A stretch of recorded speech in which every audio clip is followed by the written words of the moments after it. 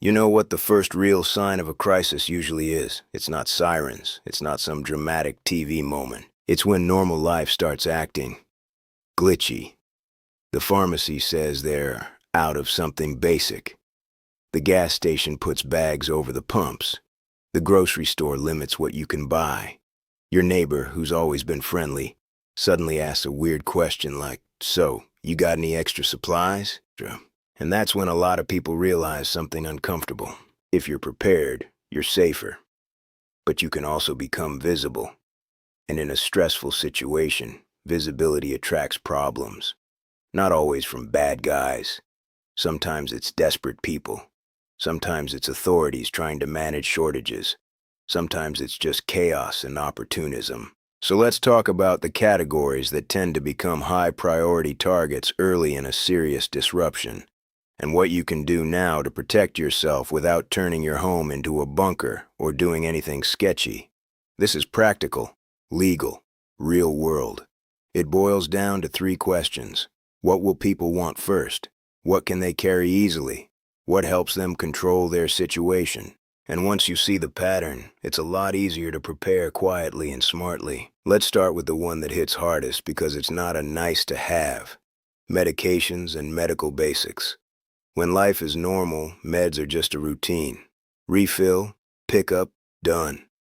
In a disruption, meds become urgency. Fast. If you've got a prescription you genuinely rely on, the smartest prep isn't hoarding or doing anything shady. It's building a calm, legal buffer and rotating it like an adult.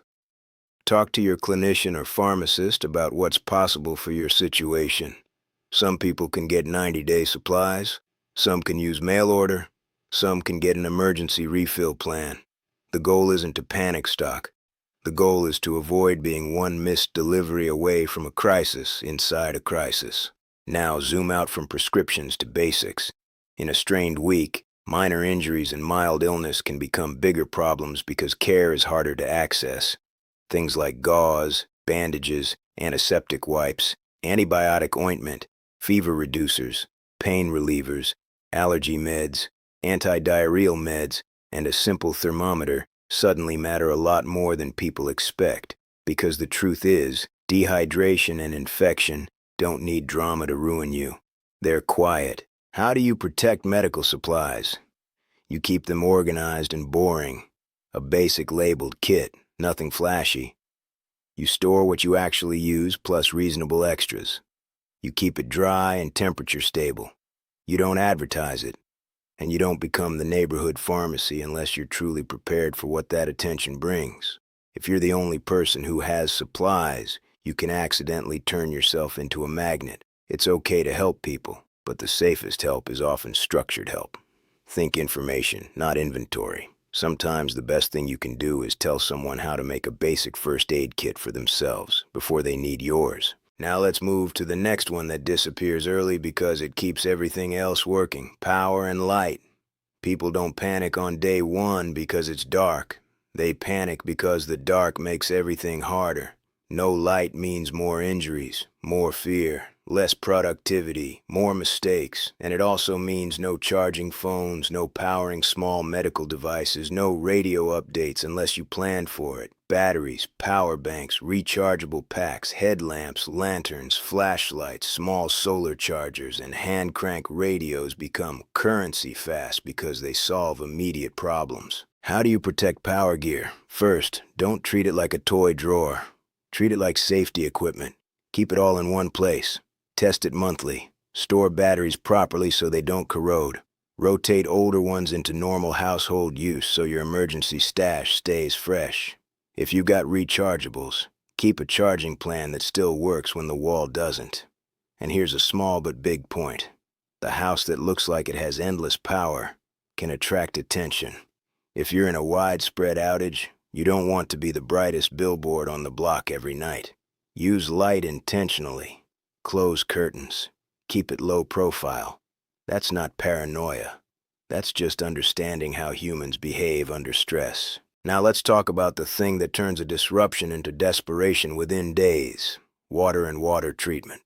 A lot of people assume they'll just buy water. That works for about 5 minutes until everyone else has the same idea. In a major disruption, water pressure can drop, water can become questionable, stores can empty, and suddenly the most valuable thing isn't a fancy gadget. It's clean water and the ability to make water safe. The essentials here are boring, stored water, clean containers, a proper filter or treatment method, and the willingness to follow directions. Boiling is simple if you have fuel.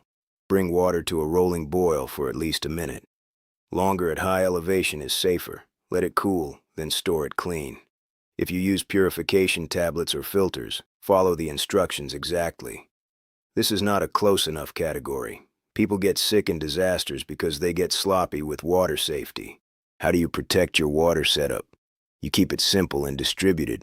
Have some stored water in more than one place, so one leak or one accident doesn't wipe it out. Keep your treatment tools together with the water containers so you're not searching in the dark, and don't brag about it. The fewer people who know you have extra water, the less likely you are to get put on the spot. Now let's hit the category that makes a tough week survivable: food, especially shelf-stable staples. When a crisis starts, most people have some food at home. Then 48 to 72 hours pass. The fridge warms up, deliveries stop, stores get stripped, and food turns into the main obsession. The foods that carry real value are the ones that store well and feed people efficiently. Rice, beans, pasta, oats, canned goods, peanut butter, shelf-stable oils, salt, and simple comfort boosters like sugar and coffee. And a huge part of staying safe isn't just having food, it's having food that doesn't scream, "I have a lot." This is where I'll say something that's not popular, but it's real. If you want to stay low profile, don't make your supplies look like a prepper display. Make them look like normal living, a working pantry, a normal grocery routine, a couple extra staples stored in sealed bins, quiet and boring. You can also keep your storage spread out across your home so it's not all in one obvious spot. That's just common sense theft prevention, and it also keeps you from losing everything to one bad event like a leak, pests, or heat. How do you protect food? You rotate it, you store it properly, you keep it dry, you keep it sealed. You don't advertise it, and you don't become the person who casually says, "Oh, I'm good, I've got months of food."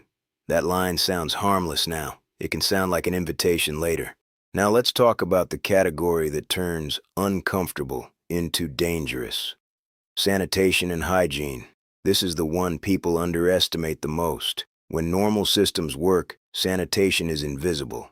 When they don't, sanitation becomes life and death. Soap, disinfectants, trash bags, toilet paper, wet wipes, feminine hygiene products, diapers, toothpaste, basic cleaning supplies, even simple things like hand sanitizer and paper towels.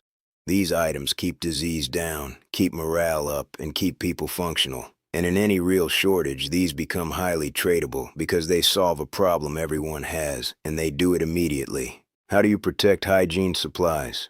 Store them dry and clean, keep a dedicated bin, buy extra in small increments over time so you're not the person hauling a cart full of nothing but toilet paper and making yourself memorable. And if you live with other people, keep it organized so you're not burning through supplies unintentionally. In a disruption, waste is the enemy. A little planning can stretch your supplies far longer than you'd think. Now, let's move to something that doesn't sound like currency until everything starts breaking. Tools and repair supplies. When stores are open, broken stuff is annoying. When stores are closed, broken stuff can trap you. A simple set of hand tools becomes incredibly valuable. Screwdrivers, pliers, a hammer, a saw, utility knife, nails, screws, duct tape, rope, zip ties, work gloves, and basic repair items. These don't just fix your home. They let you help others, barter fairly, and keep systems running. In a disruption, the person who can fix things becomes valuable quickly, not because they're special, but because they can keep life from falling apart. How do you protect tools? Keep them secured. Keep them inside when possible. Mark your tools in a way that helps you identify them. Don't leave them sitting out like a yard sale. And think about redundancy on the truly critical stuff. Not 3 of everything, but a backup for the tools you'd hate to lose. Also, be careful about lending. In normal times, lending a tool is neighborly. In stress times, lending can turn into, well, you've got more, right? So if you lend with boundaries. It keeps relationships clean. Now, here's one that people don't think about until it's gone. Information and communication. When things are uncertain, information becomes a form of safety. Knowing what's happening in your area, where resources are, what the weather is doing, what the official guidance is, that can prevent you from walking into danger. This is where a basic emergency radio is priceless. You don't need to be a tech wizard.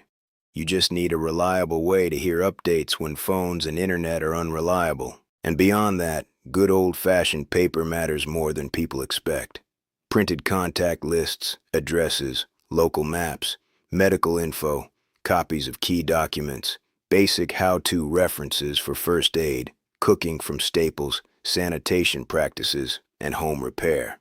I'm not talking about becoming a doomsday librarian. I'm talking about having enough offline information to function when your phone battery is dead and you can't Google your way out of a problem. How do you protect information? Backups. Digital backups stored securely, plus a small set of physical backups for the most important things. Keep it in a waterproof folder. Keep it somewhere you can grab quickly if you ever need to leave. And one more part here that matters. Be careful what you broadcast about yourself online, not in a paranoid way. In a normal, privacy still matters way. If you post every purchase, every setup, every piece of gear, you're creating a trail. In normal times, it's just content. In stressed times, it can become a map for the wrong person. Now, I want to step back and make this whole thing simpler. In a crisis, the first things people go after aren't random. They're the things that give immediate survival power. Medical basics, water, power, food, sanitation, tools, information. And the protection strategy for all of them is basically the same, just applied differently. Keep your supplies boring, spread risk, store properly, rotate and test, help carefully, control what people know about you. That's it.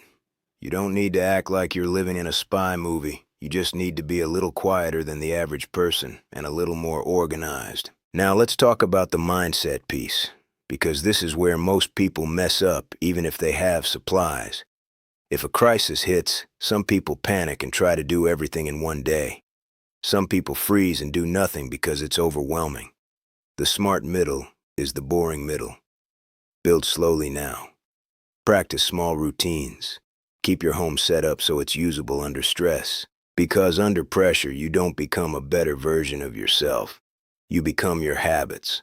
So your habits matter. Do you know where your flashlight is without thinking? Do you know where your water containers are? Do you know how you'll cook if the stove doesn't work? Do you know how you'll handle sanitation if water pressure drops?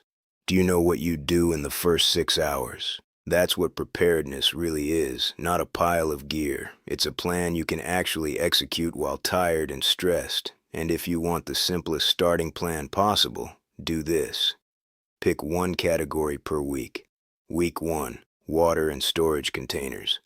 Week 2, light and batteries.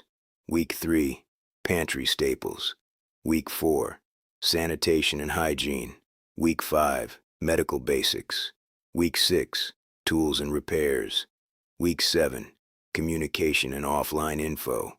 Then repeat, rotate, improve. That's how you build resilience without turning your life into a warehouse. And the best part is, when you build it like that, you don't look like a target. You just look like a normal person who's calm. In a crisis, calm is rare. And rare things hold value.